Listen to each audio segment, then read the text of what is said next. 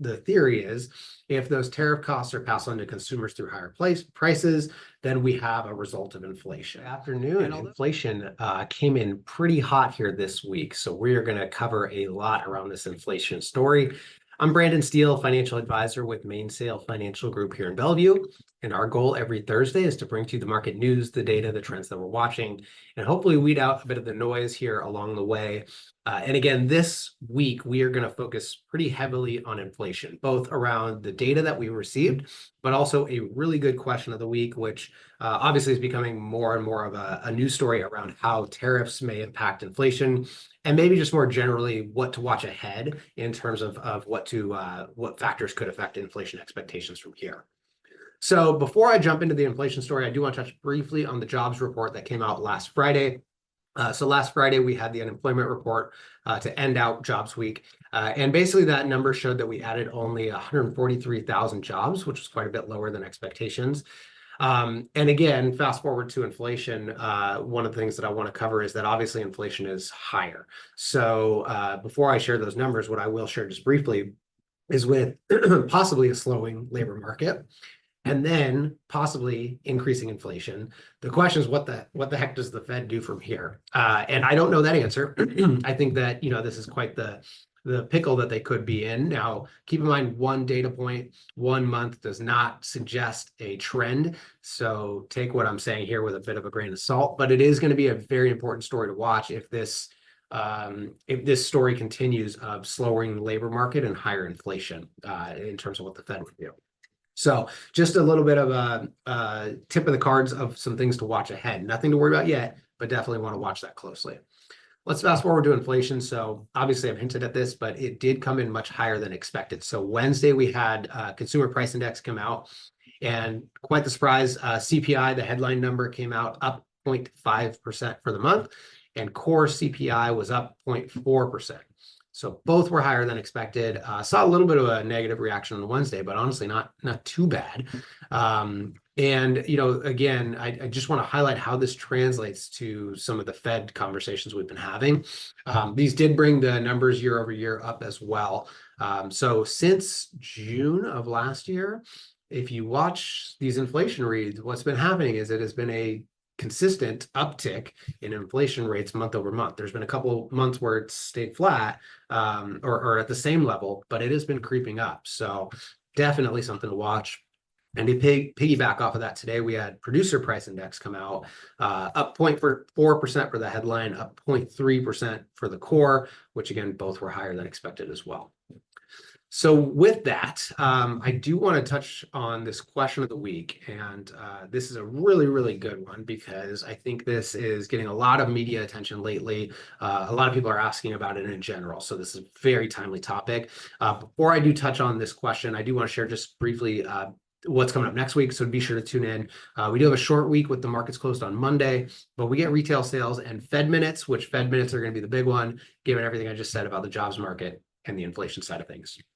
Okay, with that, let's jump into our question of the week, which is, again, primarily around, this inflation story. So inflation came in on Wednesday, markets, for the most part, shrugged it off. And then the question, of course, comes up of like, what's to come from here? Are tariffs, this conversation of tariffs, is that going to impact things? What does the Fed impact? All these different things. And a lot of the stories we're hearing about lately is certainly around the tariff side of it. So I'll spend some time there specifically.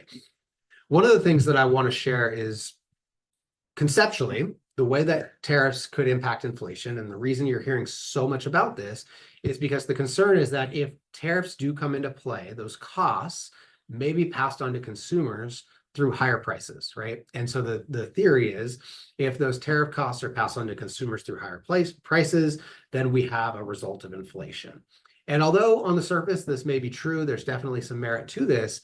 What I want to highlight, and for those who have tuned in for a while, that we talk about this a lot. So this is not a politically charged conversation, but keep in mind that what we watch really closely with inflation is actually more around money supply and monetary policy. So that's really what I would focus towards. Don't get me wrong, the tariffs absolutely can have some impacts, and we need to watch that. But think about it this way: if you have $100 only, and right now, a pair of shoes costs you $50, right? let's say that's the only good out there. You might buy two pairs of shoes, right? You got $100, shoes cost you $50. Let's buy two pairs.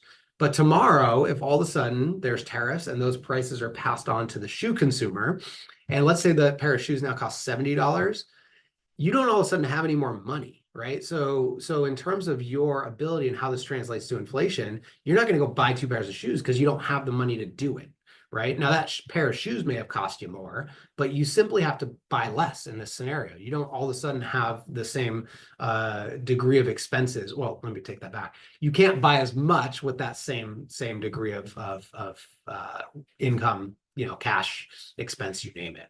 So this is what I really wanted to highlight because I think this is really important. And I think that, to be fair, I think that money supply and monetary policy have a more direct impact on inflation.